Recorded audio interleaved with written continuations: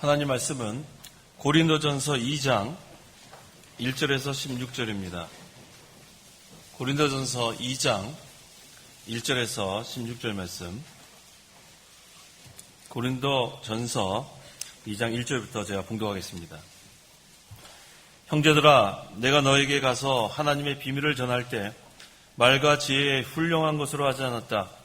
나는 너희 가운데서 예수 그리스도 곧 십자가에 못 박히신 그분 외에는 아무것도 알지 않기로 작정하였다. 내가 너에게 갔을 때 나는 약하였고 두려워했으며 몹시 떨었다. 나의 말과 나의 선포는 지혜의 설득력 있는 말로 한 것이 아니라 성령과 능력의 나타나심으로 한 것이니 이는 너희의 믿음이 인간의 지혜에 있지 않고 하나님의 능력에 있게 하려는 것이었다. 그러나 우리가 온전한 자들 가운데서는 지혜를 말하니 이 지혜는 이 시대의 지혜도 아니고 또 이 시대에 없어질 통치자들의 지혜도 아니다. 오직 우리가 말하는 것은 비밀 속에 감추어져 있던 하나님의 지혜인데 이것은 하나님께서 우리를 영광스럽게 하시려고 영원전에 미리 정하신 지혜이다. 이 시대의 통치자들 가운데 아무도 이 지혜를 알지 못하였으니 만일 그들이 알았더라면 영광의 주님을 십자가에 못 박지 않았을 것이다. 기록되어 있기를 눈으로 보지 못하였고 귀로 듣지 못하였고 사람의 마음에 떠오른 적이 없는 것들을 하나님께서는 자신을 사랑하는 자들을 위하여 예비하여 주셨다라고 하였다. 하나님께서는 성령을 통하여 우리에게 계시하셨으니 성령께서는 모든 것, 심지어 하나님의 기쁜 것들까지도 통찰하신다. 사람 속에 있는 사람의 영 외에 누가 그 사람의 생각을 알겠느냐? 이와 같이 하나님의 영 외에는 아무도 하나님의 생각을 알지 못한다. 우리는 세상의 영을 받지 않고 하나님께로부터 온 영을 받았으니 이는 우리로 하여금 하나님께서 우리에게 은혜로 주신 것들을 알게 하려는 것이다. 우리가 그것들을 말하되 사람의 지혜로 가르친 말로 하지 않고 다만 성령께서 가르치신 말씀으로 하니 곧 영적인 것을 영적인 것으로 설명하는 것이다. 육에 속한 사람은 하나님의 영에 속한 것들을 받아들이지 않는다. 그것들이 그에게는 어리석은 것이며 이해할 수도 없으니 영적으로만 분별되기 때문이다. 영적인 자는 모든 것을 판단하지만 자기는 아무에게도 판단을 받지 않는다. 누가 주님의 마음을 알아서 주님을 가르치겠느냐? 그러나 우리는 그리스도의 마음을 가지고 있다. 16절까지 봉독했습니다. 본문 4절에 나의 말과 나의 선포는 지혜의 설득력 있는 말로 한 것이 아니라 성령과 능력의 나타나심으로 한 것이니라고 했습니다. 우리 4절 같이 한번 읽어보겠습니다. 나의 말과 나의 선포는 지혜의 설득력 있는 말로 한 것이 아니라 성령과 능력의 나타나심으로 한 것이니 이 바울이 그래서 항상 많은 열매를 맺은 거예요. 성령과 능력으로 복음을 선포하면 많은 열매를 맺을 수 있습니다. 오늘날 우리 교육자도 그렇고 모든 성도들이 이 두 가지예요. 성령과 능력으로 설교도 하고 성령과 능력으로 복음도 선포하면 많은 열매를 맺게 됩니다. 그래서 이 시간 증거의 말씀의 제목은 성령과 능력으로 복음을 선포하라. 성령과 능력으로 복음을 선포하라는 제목으로 말씀을 증거하겠습니다. 1절에 형제들아, 내가 너희에게 가서 하나님의 비밀을 전할 때 말과 지혜의 훌륭한 것으로 하지 않았다 그랬어요. 하나님의 비밀. 성경에서 비밀은 항상 미스테리라고 그랬죠. 미스테리. 이것은 풀 수 없어요. 인간의 힘으로는 풀 수 없는 그 미스테리온. 그것을 전할 때 사람의 그런 지혜, 그것으로 하지 않았다 그랬어요. 여기서 하나님의 비밀, 그 미스테리는 복음을 가리킵니다. 이 복음은 인간의 그런 연구로 얻을 수 있는 것이 아니라 그랬어요. 이건 하나님께서 믿게 하지 않으면 도무지 이거는 믿을 수 없는 것입니다. 그래서 이 바울이 이 복음을 전할 때에 이 바울이 배운 게 많아요. 철학을 많이 공부했습니다. 하지만 그런 인간의 지혜로 하지 않았다 그랬어요. 2절, 나는 너희 가운데서 예수 그리스도 곧 십자가에 못 박히신 그분 외에는 아무것도 알지 않기로 작정하였다 그랬습니다. 근데 사도 바울이 처음부터 이렇게 깨달은 것은 아니에요. 사도 바울이 공부를 많이 했기 때문에 처음에는 자기의 그런 지혜로 이 복음을 전하려고 하다가 그 아테네에서 실패한 경험이 있어요. 이거 아니구나. 이거 갖고 되는 게 아니구나. 사도행전 17장 16절 이하 읽어보십시오. 16절 바울이 아테네에서 그들을 기다리는 동안 그 성읍에 우상이 가득한 것을 보고 그의 영이 격분하여 회당에서는 유대인들 및 경건한 자들과 함께 토론하였고 시장에서는 만나는 자들과 함께 날마다 토론하였다. 에피쿠로스 학파와 스토아 학파 철학자들 중 어떤 이들도 그와 논쟁하였는데 몇몇은 이 말쟁이가 무슨 말을 하려는가 라고 하였고 다른 몇몇은 낯선 신들을 전하는 자인가 보다 라고 하였으니 이는 그가 예수님과 부활을 전하였기 때문이었다. 그들이 그를 붙들어 아레오바고로 데려가며 말하기를 내가 말하는 이 새 교리가 무엇인지 우리가 알 수 있겠느냐? 내가 우리 귀에 무슨 이상한 것들을 소개하고 있는데 이것들이 무슨 뜻인지 우리가 알고 싶다 하니 모든 아테네 사람들과 그곳에 체류하는 외국인들은 가장 새로운 것을 말하거나 듣는 것 외에는 달리 시간을 쓰지 않았다. 예, 이 아테네, 그리스 수도 아닙니까? 거기는 헬레니즘, 이 헬라 철학이 아주 꽃을 피우는 그런 가운데 여기 여러 가지 학파가 있었다 그랬어요. 에피쿠로스 학파, 스토아 학파, 철학자. 그러니까 이 사도 바울도 이 사람들과 견뎌볼 때 공부를 많이 했어요. 그래서 이거 철학 얘기 밀리지 않았습니다. 근데 문제는 뭐냐면 그래서 거기서 논쟁을 했긴 했는데 남은 게 없다는 거예요. 남은 게 없다는 거예요. 그래서 우리가 복음을 증거할 때, 선포할 때는 논쟁으로 되는 게 아니에요. 또 설득으로 되는 것도 아닙니다. 자기가 갖고 있는 지식으로 되는 것도 아니에요. 아무것도 그것이 그렇게 큰 역할을 하지 못합니다. 사도 바울은 이 아테네에서 이 철학적인 말로 논쟁을 해본 경험이 있어요. 자기의 모든 지식을 동원해서. 근데 열매가 없었어요. 그걸로 되는 게 아니죠. 그래서 이제 이 고린도에 와서는 이거 아니구나. 그래서 나는 너희 가운데서 예수 그리스도, 그 십자가에 못 박히신 그분 외에는 아무것도 알지 않기로 작정한 게 된 거예요. 그 계기가 된 겁니다. 그래서 우리가 이 전도는 항상 제가 선포라고 하는 게 바로 그거예요. 이건 설득도 아니고 설명도 아니고 스텝 바이 스텝, 단계적으로 하나하나 따라해라. 근데 맨 마지막에 믿느냐? 믿습니다. 기도하자. 그거 아니라는 거예요. 그래서 저는 그 사형리 방법을 항상 잘못됐다고 지적을 합니다. 사형리 방법이 그거죠. 하나님이 사랑합니다. 당신 사랑합니다. 근데 죄를 지었습니다. 이제는 유일한 길은 예수님입니다. 믿으십니까? 예, 믿습니다. 자, 그럼 눈 감고 따라 하십시오. 주님, 저는 죄인이었는데 이제는 믿습니다. 그 다음에 따라해요. 예수님으로 기도합니다. 당신은 구원받았습니다.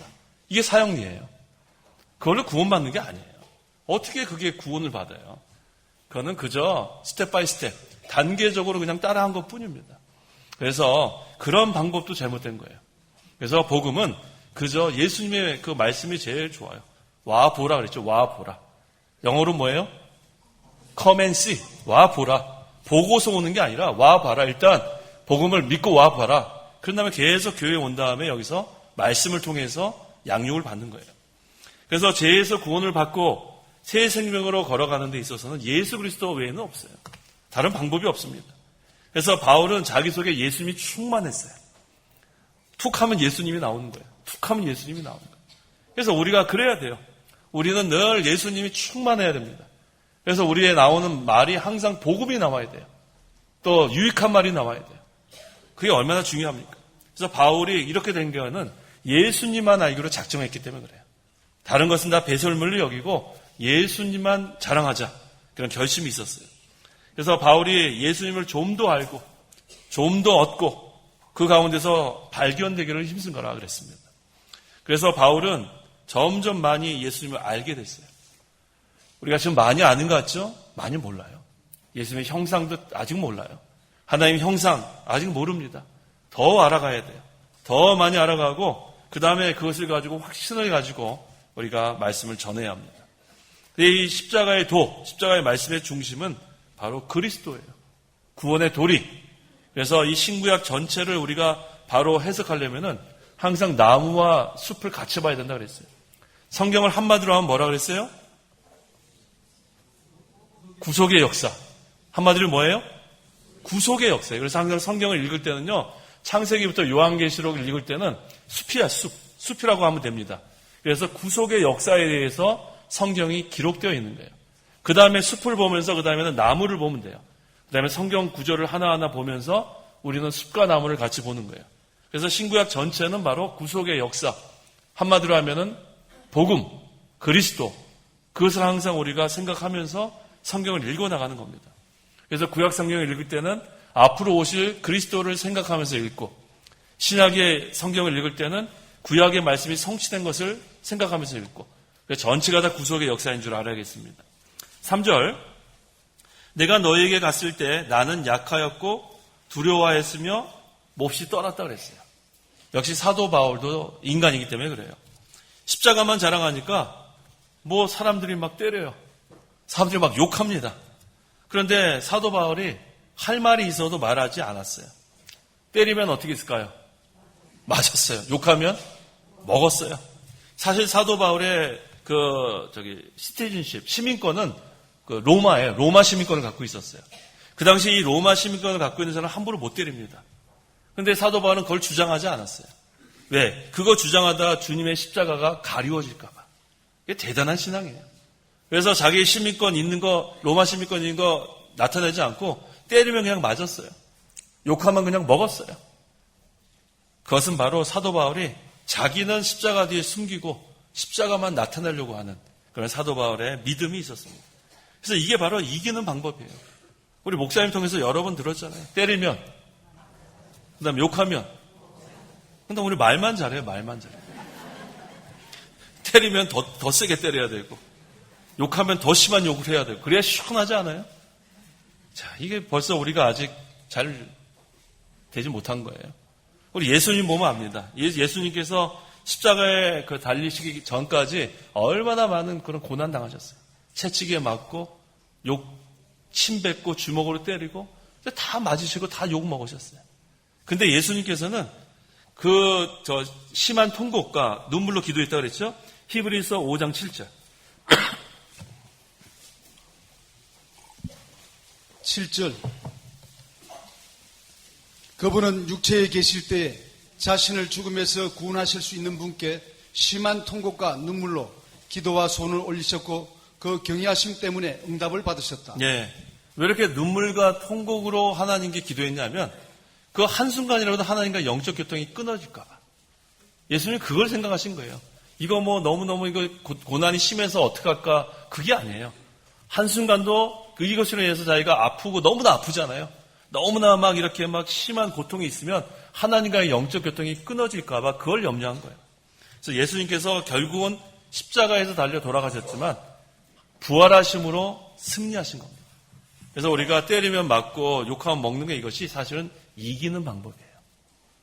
원수 갚지 않는 게 이기는 방법이에요. 하나님께서 다 갚아주십니다. 보복하지 않아야 돼요. 그래서 우리는 선으로 악을 이겨야지 악으로 악을 갚으면 그거는 완전 패배입니다. 하지만 때리면 맞고 욕하면 먹는 거 그것은 이기는 방법이라 그랬어요.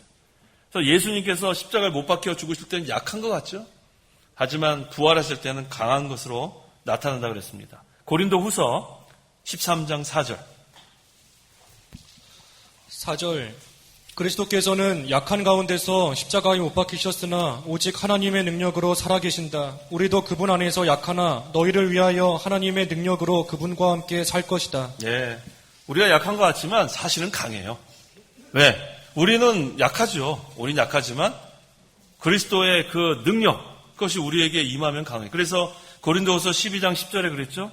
나는 그리스도를 위하여 약한 것과 모욕과 궁핍과 박해와 공경을 기뻐하니 내가 약한 그때에 뭐래요? 강하기 때문이다 그랬어요. When I'm weak, I'm strong. 내가 약할 때 강해요. 왜? 내가 강하면 그거는 벌써 약한 거예요. 내가 하려고 하는 그때는 벌써 약한 증거입니다. 하지만 내가 약하다고 깨닫게 될 순간에 강해요. 누구를 의지합니까? 하나님 의지하잖아요. 만능의 하나님 의지하기 때문에 사실은 내가 약한 그때가 강한 거지 내가 이쯤 됐다 하면 그때는 넘어질까 조심하기만 하면 돼요. 내가 지금 섰다고 생각하는 거. 그래, 내가 요즘 이렇게 기도가 잘 되지? 야, 요즘 은혜 생활이 너무 잘 돼. 아유, 사람들이 다 우습게 보여요. 와, 난 너무너무 행복해. 그때가 뭐 할 때예요? 넘어질 준비해야 돼, 넘어질 준비. 난 막, 기도도 안 하고 참 한심하다. 나는 그래도 내가 하루 일어나면 기도 한 2시간 하는데, 졸지언정. 기도 2시간 하는데, 난 성경 10장 읽는데, 거기 자랑하면 안 돼요. 그것은 그냥 자기가 거기서 은혜 생활을 하면 돼요. 항상 자기가 아직도 되지 못한 줄 알아야 돼요. 아까 그랬잖아요. 우리 욕 먹는 거 잘 먹으세요? 아직도 못 먹어요. 얼마나 분개합니까? 나한테 잘못 조금만 해도 얼마나 며칠째 두고 보자. 그런 거 아니에요? 아직도 우리는 만들어지지 못했어요. 그래서 우리가 항상 나는 아직 약한 줄 알고 하나님만 의지하고 나가면 그때가 곧 강하다 그랬습니다. 4절과 5절, 나의 말과 나의 선포는 지혜의 설득력 있는 말로 한 것이 아니라 성령과 능력의 나타나심으로 한 것이니 이는 너의 믿음이 인간의 지혜에 있지 않고 하나님의 능력에 있게 하려는 것이었다 그랬어요. 우리의 믿음은 하나님의 능력에 있다 그랬어요. 그러니까 우리는 너무 강해요. 생각해 보면 참 우리는 약한데 하나님의 능력이 우리와 함께하면 또 너무 강해요. 그래서 우리를 감당할 자가 없어요. 감당할 자가. 그런데 문제는 뭐냐면 그런 강한 능력이 있는지도 우리는 모르고 살고 있어요. 그게 문제예요. 하나님의 그 큰 능력이 우리에게 베풀어졌는데도 그게 있는지도 모르고 나는 늘 약한 줄 알아요. 에베소서 1장 19절. 19절, 그분의 강력한 능력의 역사하심을 따라 믿는 우리를 위해 베푸신 그분의 능력의 지극히 크심이 무엇인지 너희가 알게 되기를 기도한다. 알게 되기를 기도한다 그랬어요. 사도 바울이. 모르기 때문에 그래요.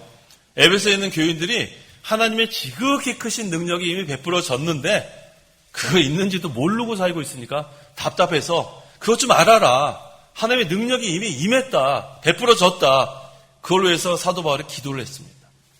자, 우리는 하나님의 능력이 없는 게 아니에요. 우리가 하나님 능력이 베풀어졌는데 그걸 모르며 살고 있는 게 문제예요. 모르며 살고. 그래서 제가 늘 말씀드린 게 뭐냐면은 그게 겸손한 줄 알아요. 겸손한 게 아니에요. 겸손한 거는 뭐가 겸손이냐면요. 자기가 할 수 있는 능력이 있는데 부족합니다. 이건 겸손한 거예요. 그런데 할 수 있는 능력이 없는데 전 못합니다. 그건 뭐예요? 무능한 거예요. 무능한 거. 그걸 겸손이란 말로 이렇게 포장하면 안 돼요. 할 수 있는 능력이 없는데 저는 못합니다. 그건 뭐예요? 그게 뭐예요? 무능한 거예요. 무능한 거. 능력이 없으니까 못한다 그러는 거 아니에요. 하지만 능력이 있는데 저는 부족합니다. 이건 겸손한 거예요. 그래서 우리에게는 하나님의 능력이 이미 베풀어졌습니다. 근데 그때 교만하지 말고 하나님 저는 부족합니다. 능력을 더하여 주셔서. 그래서 기도하는 자가 겸손한 자예요. 그래서 항상 우리가 무능한 자가 되면 안 돼요. 무능한 자. 나는 능력이 없습니다. 그럼 무능한 자예요. 할 수 없습니다. 그럼 무능한 자예요. 하지만 우리는 하나님의 지극히 크신 능력이 이미 베풀어졌기 때문에 우리는 겸손한 자가 될 수 있는 거예요. 겸손은 반드시 실력을 전제로 하는 겁니다. 우리는 무능한 자가 아니라 예수님 믿기 전에 다 무능한 자였어요. 능력이 없으니까. 비천하고 멸시받고 약한 자들이지만 예수님을 믿은 다음부터는 무능한 자예요? 겸손한 자예요? 겸손한 자예요. 이제는. 무능한 자가 한 명도 없어요. 그래서 자기 자신을 학대하지 마세요. 이 무능한 사람. 여기 무능한 분은 한 분도 안 계세요. 왜? 에베소 1장 19절에 하나님의 지극히 크신 능력이 이미 베풀어진 것을 알게 되기를 기도한다 그랬어요. 힘이 좀 나세요? 힘이 나야 돼요. 힘이 나야죠. 우리 하나님의 능력이 이미 베풀어졌는데 못할 게 뭐가 있어요? 그건 믿음이 없어서 그래요. 믿음이 없어서. 그 다음에 하나님의 뜻을 못 찾아서 그러는 거예요. 그래서 우리가 힘을 좀 내야 되겠습니다. 성령과 능력으로 복음을 선포할 수 있어요, 이제는. 그래서 성령의 나타나심이라는 것은 성령을 힘입으라는 거예요. 힘입으라. 우리 안에 성령이 안 계신 게 아니에요. 우리 좀 전에 찬송했죠? 성령이 오실 거예요? 오셨네요. 어떤 성령이? 보혜사 성령이 오셨단 말이에요. 보혜사 성령이. 이미 성령이 오셔서 우리 안에 계시기 때문에 그 성령을 힘입어 나가면 되는 거예요. 그래서 우리는 참 어떻게 보면은 감사해요. 내가 뭘 하려고 하면 힘든데 성령을 힘입어 나가면 쉽습니다. 그래서 우리는 목사님들, 연세 드신 목사님들 늘 예와 넘버1 아니에요? 시골 할머니. 머리에다, 뭐예요, 그거? 보따리. 다 하셔서 안 해야 되겠어요. 택시를 잡아탔는데, 택시 탔으면 어떻게 해야 돼요? 내려놔야죠. 그럼 편안히 가는데, 그걸 타고서도 이고 있어요. 혹시 그런 분 안 계세요? 그런 자가 되면 안 돼요. 택시 타고 그냥 가만히 가면 되는데, 힘입으면 되는데, 성령의 인도와 주장을 안 받으려고 그래서 힘이 든 거예요. 자꾸 내가 하려고 그러고, 내 지혜로 하려고 그러니까 전도도 못하고, 신앙생활도 못하고, 아무것도 못하는 거예요. 그래서 우리는 성령을 힘입으면 됩니다. 또 하나님의 그 능력이 나타나시면 하나님의 능력을 힘입으면 되는 거예요. 내가 하는 게 아니에요. 그래서 아까 제가 오전에 하나님의 섭리라는 단어를 썼죠. 섭리는 통치와 보존과 세 번째가 뭐냐면 협력이에요. 협력. 통치, 보존, 협력. 이 협력이 바로 뭐냐면 힘 입는 거예요. 하나님은 우리를 사용하시는 거예요. 우리 로봇가 아니에요. 우리가 주신 달란트가 다 있어요. 은사가 다 있습니다. 그래서 하나님 그것을 사용하시는 거예요. 코어포레이션. 함께라죠. 코. 앞에 코가 투게더리라는 뜻이잖아요. 협력하는 거예요. 그래서 하나님이 우리에게 능력을 주셨고 그다음에 그 능력을 힘입어서 우리를 사용하시는 그런 하나님의 섭리가 있는 겁니다. 그래서 우리는 말 잘하는 걸로 되는 게 아니에요. 말 잘하는 거. 우리는 성령과 능력을 힘입어서 하나님의 말씀, 복음을 선포하는 자가 되라는 겁니다. 그래서 설교자나 이 말씀을 듣는 우리 성도 여러분들은 하나님 말씀을 귀하게 여겨야 돼요. 오늘날은 이 하나님의 말씀이 너무 이렇게 귀하게 여기지 못하는 것 같아요. 옛날에는 이 성경 말씀 너무너무 귀해요. 성경이 기록되기 전에. 사본, 그때는 파피루스, 나무 껍질에다 기록된 필사본, 그게 얼마나 귀한지 몰라요. 그 다음에 중세시대 라틴어 성경, 그건 일반 사람들은 우리는 읽지도 못해요. 그건 신부들이나 로만 캐톨릭, 천주교 신부들이나 그걸 읽고서 거기서 설교하고 그냥 여기는 듣기만 하는 거예요. 우리 그래서 여기 요한계시록에도 보면은 말씀을 읽는 자라 그랬죠. 읽는 자. 단수예요. 그 다음에 듣는 자들과 지키는 자들, 복수예요. 다 모두 글을 몰라요. 읽는 자가 있고 듣는 자들과 지키는 자들이 있는 거예요. 자, 그럼 만약에 지금 오늘날 우리가 이렇게 지금 전부 다 성경 지금 앞에다 성경책 있잖아요. 혹시 여기 또 이거 핸드폰 가지고 갖고 이거 보고 계시는 분 안 계시죠? 그렇게 하지 마세요. 찬송가도 이거 들고 찬송 이렇게 하는 사람 제가 본 적, 그렇게 하지 마세요. 예배 시간에 성경책 가지고, 성경책은 언제 쓰려고 그러세요? 잠잘 때 베개로 쓰려고 그러세요? 성경책 갖고 오세요, 성경책. 없으면 저 뒤에 성경책 비치된 걸 갖고 성경책을 보세요. 아무리 요새 무슨 디지털 시대라 그래도 우리는 아날로그로 신앙생활해요, 아날로그로. 그래서 우리 성경책 가지고 오고 찬송 가지고 와야지. 왜 거기서 이게 뭐예요, 이렇게. 손가락으로 이렇게 가지고 찬송가 찾고. 그 스마트폰이 좋은 면도 있지만 그렇게 하지 마세요. 신앙생활은 아날로그로 하세요. 기도 힘쓰세요. 기도 힘쓰고 항상 우리가 좀 힘을 기울여야 합니다. 그래서 성경 말씀이 참 이렇게 귀한데 우리가 이 성경이 귀한 것을 모르고 살면 안 되겠습니다. 그래서 성경 말씀을 늘 귀하게 생각하고 늘 운전하시는 분들은 차에다 놓으세요. 언제든지 우리가 성경 읽을 수 있도록. 그다음에 가정주부도 집에 부엌에다 식탁에다 놓으세요. 설거지 끝나고 한번 읽을 수 있도록. 학생들은 가지고 다니세요. 학교에 가서 성경 한 장 읽고 공부하고. 직장인들도 항상 거기 앞에 책상에다 성경책 하나 끼워놓으면 거기 지나가던 사람이 어이구 이 사람 믿는 사람이네. 이게 다 여러 그런 이유가 있습니다. 괜히 신발장 위에다 놓지 마시고 올 때 그냥 먼지 툭툭 털면서 나오면 그거 전혀 그거는 성경을 귀하게 여기는 게 아닙니다. 지금 찔끔하신 분 계실 거예요. 오늘 아침에 털고 나오신 분 계실 텐데 그렇게 하면 안 돼요. 성경 말씀이 생명으로 여겨야 돼요. 생명으로. 그 말씀이 항상 나와 함께하는, 말씀이 살아 역사하는 그런 신앙생활. 그래야 성령과 능력으로 복음을 선포할 수 있어요. 말씀을 귀하게 여기는 그러한 설교자, 말씀을 귀하게 여기는 그러한 성도들이 되면 이거 하나님의 말씀이 살아 역사합니다. 6절을 읽어보십시오. 6절. 그러나 우리가 온전한 자들 가운데서는 지혜를 말하니 이 지혜는 이 시대의 지혜도 아니고 또 이 시대에 없어질 통치자들의 지혜도 아니다. 여기서 온전한 자들은 장성한 자들을 말해요. 어린 신자가 아니라 장성한 자들. 좀 이제 장성해야지만 하나님의 지혜를 알게 된다는 그런 말씀입니다. 이 지혜는 이 시대의 지혜가 아니라 그랬어요. 참 지혜는 예수 그리스도십니다. 그 앞에 2장 거기 4절에 나오죠. 고린도서 2장 4절. 2장 4절은 1장 24절 참. 그러나 부르심을 받은 자들에게는 유대인에게나 헬라인에게나 그리스도는 하나님의 능력이며 하나님의 지혜라 그랬어요. 그래서 예수 그리스도를 믿으면 하나님의 능력과 하나님의 지혜가 우리가 얻게 되는 거예요. 너무 간단해요. 예수 그리스도가 하나님의 능력이고 하나님의 지혜이기 때문에 예수 그리스도를 믿으면 예수님과 연합이 되잖아요. 하나님의 능력과 지혜를 우리가 얻게 되는 겁니다. 근데 이 하나님의 지혜는 아까 1절에 말씀드린 것처럼 비밀이에요. 미스테리. 인간의 힘으로는 풀 수가 없습니다.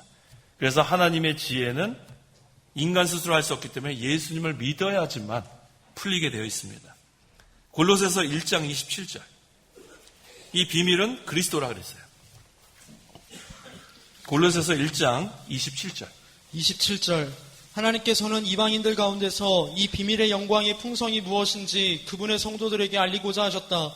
이 비밀은 너희 안에 계신 그리스도 곧 영광의 소망이시다. 저 비밀은 바로 그리스도라 그랬습니다. 그래서 이 비밀을 풀 수 있는 방법은 없어요, 이 세상에.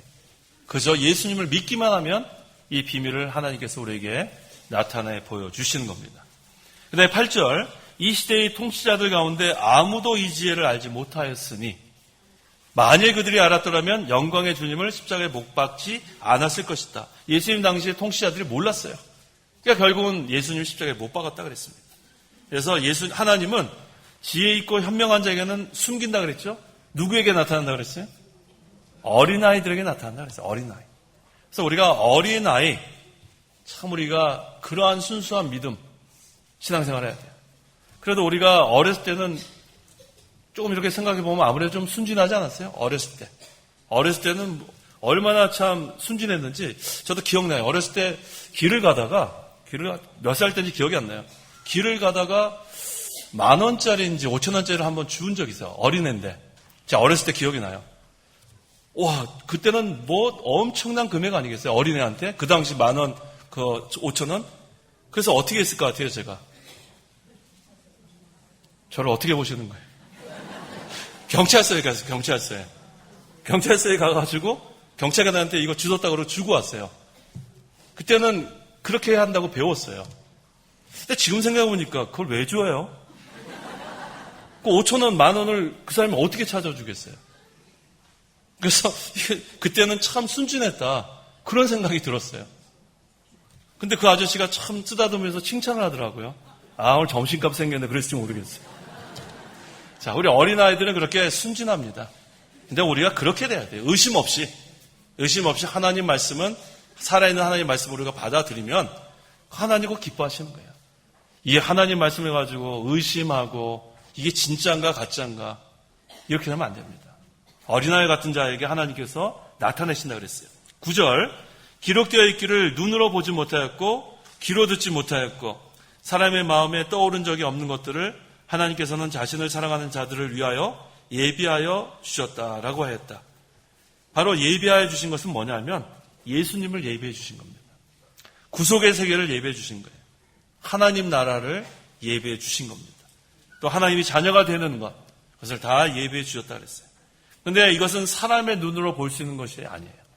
하나님 나라는 이미 임했고 또 임할 것이다 그랬는데 이미 임한 하나님 나라는 영적 세계이기 때문에 육신의 눈으로 볼 수 없습니다. 육신의 귀로 들을 수 없습니다. 인간의 지혜로는 하나님 나라에 들어갈 수가 없습니다. 그래서 10절, 하나님께서는 성령을 통하여 우리에게 계시하셨으니 성령께서는 모든 것, 심지어 하나님의 깊은 것들까지도 통찰하신다 그랬습니다. 왜 성령이 하나님의 모든 것을 통찰하시냐면 여기서 우리는 삼위일체 교리가 나와요. 성령은 삼위일체 하나님이에요. 그렇기 때문에 하나님의 깊은 것들까지도 통찰할 수 있는 그런 성령이십니다. 그래서 우리가 예수님을 믿고 알게 된 것은 성령으로 말미암아 알게 되는 거예요. 지금도 우리가 성경 말씀을 읽고 깨닫게 되는 것은 성령의 감동으로 우리를 깨닫게 해주십니다. 그래서 오늘 새벽에 우리 베드로후서 제가 증거했죠. 마음에 뭐가 떠오를 때까지, 샛별이 떠오를 때까지 말씀에 주의하라 그랬어요. 샛별은 뭐라 그랬어요? 어두움이 지나고 환하게 되는 그때를 말하는 거예요. 가장 환하게 빛나는 그 별이 샛별이라고 합니다. 그래서 이 어두웠던 그것이 지나고 환해지는 샛별이 떠오를 때까지 자기 스스로 성경을 해석하면 안 돼요. 성령의 인도를 받아서 마음의 샛별이 떠오를 때까지 말씀을 주의하라 그랬어요. 함부로 억지로 풀면 안 됩니다. 그래서 항상 우리가 성령의 그런 감동과 인도를 잘 받아서 말씀을 깨닫게 되면 우리 마음속에 확실한 예언이 되는 거예요. 확실한 말씀이 돼요. 그것은 요한과 야고보와 베드로가 변화산에서 예수님을 직접 본 것보다 더 확실한 예언이라 그랬습니다. 왜? 보고 믿는 자보다 보지 못하고 믿는 자가 더 복되다 그랬어요. 예수님께서. 그래서 우리에게는 참 이런 확실한 하나님의 말씀이 주어진 게 참 감사합니다. 이걸 귀하게 여겨야 돼요. 하나님의 말씀 1시간 더 들으려고 하고 하나님의 말씀 한 절이라도 읽으려고 그러고 한 절이라도 순종하려고 그러고 그렇게 되는 자에게 하나님은 계속해서 하나님의 이 비밀 이것을 더 많이 깨닫게 해주시는 겁니다. 12절 읽어보십시오. 11절. 11절, 사람 속에 있는 사람의 영 외에 누가 그 사람의 생각을 알겠느냐?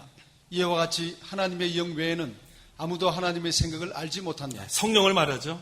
하나님 영 외에는 하나님 생각 알지 못한다. 12절 우리는 세상의 영을 받지 않고 하나님께로부터 온 영을 받았으니 이는 우리로 하여금 하나님께서 우리에게 은혜로 주신 것들을 알게 하라는 것이다.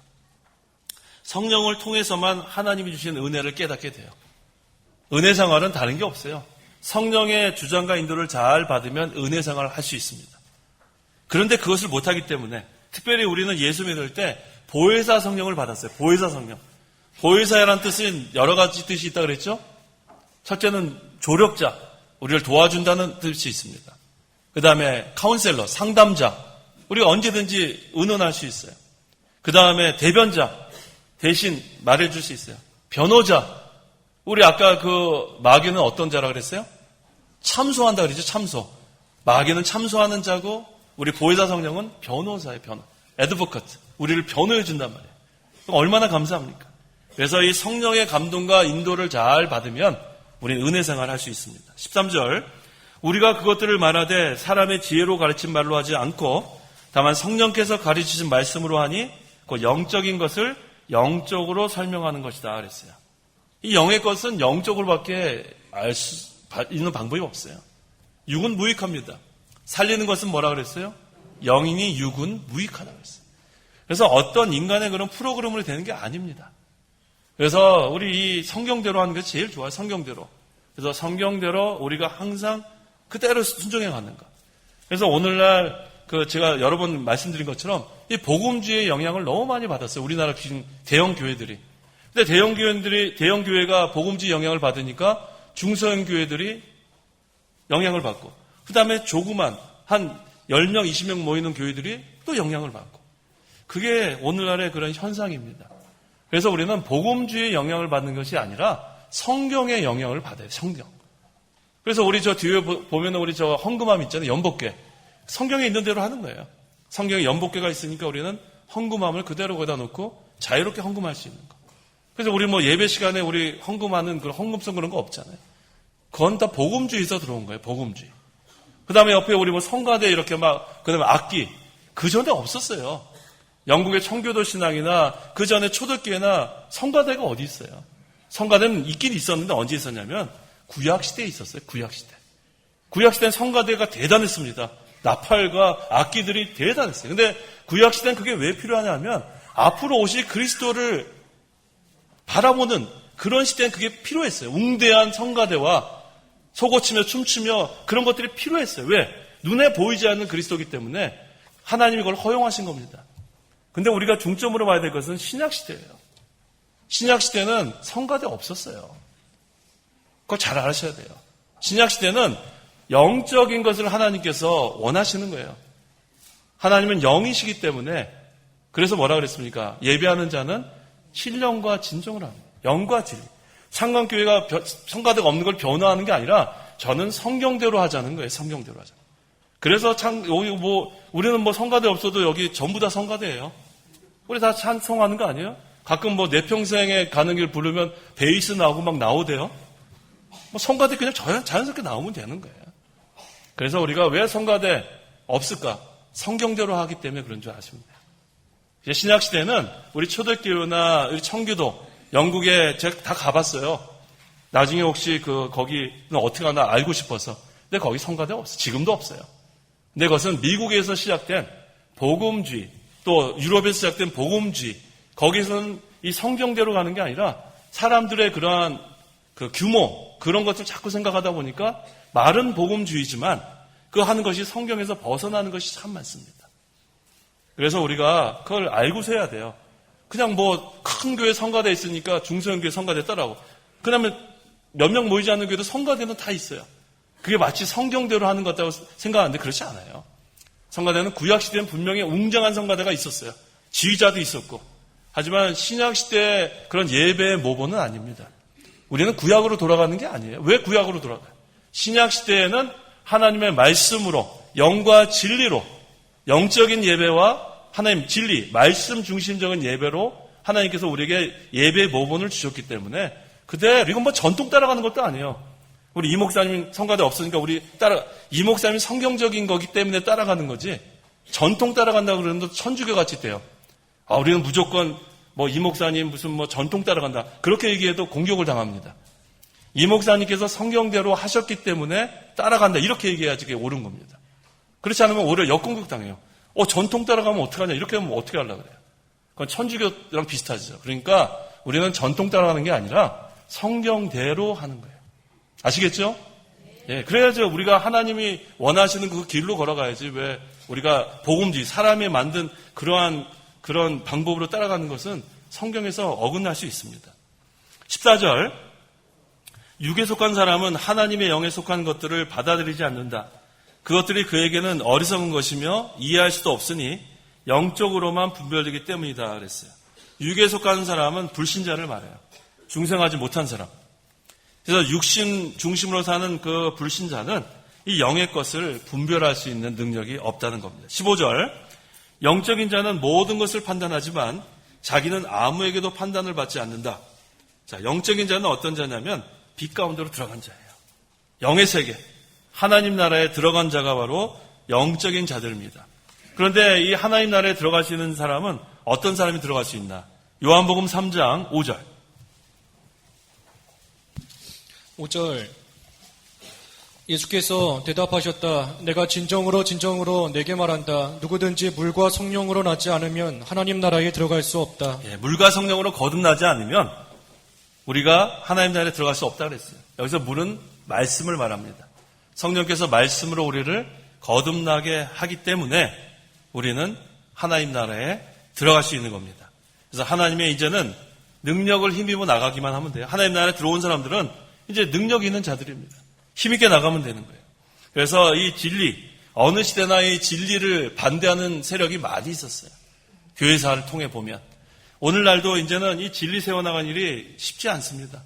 하지만 우리는 하나님의 능력과 성령으로 세워나가는 거예요. 성령과 능력으로 복음도 선포하는 거고 성령과 능력으로 진리도 세워나가는 겁니다. 16절, 누가 주님의 마음을 알아서 주님을 가르치겠느냐.